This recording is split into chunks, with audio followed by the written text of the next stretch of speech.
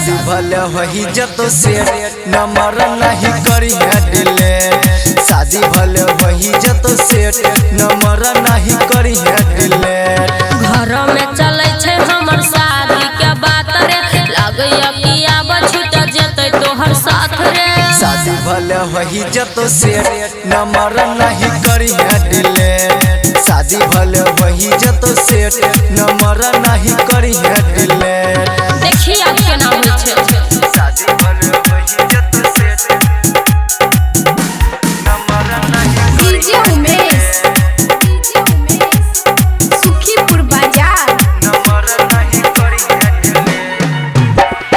यार वाला प्यार के बिसरियन जान गे दिल से दूर हमरा करी है न जान गे। बिसरबो त नहीं लेकिन बिसरा पड़तै।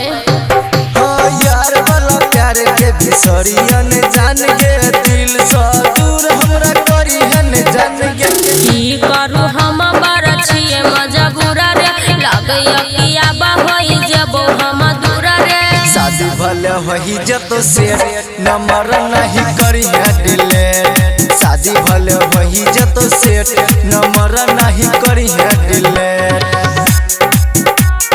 शादी भले वही जतो सेट नंबर नहीं करी है डिलीट। डीजे उमेश सुखीपुर बाजार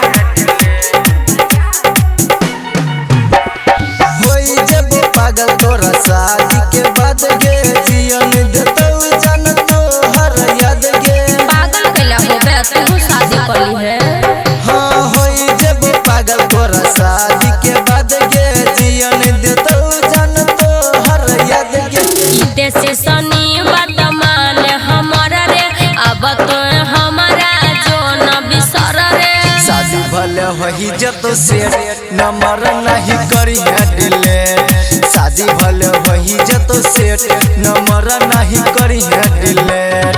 घर में चले छे हमर शादी के बात रे लागैया कि आब छूट जेतै तोहर साथ रे।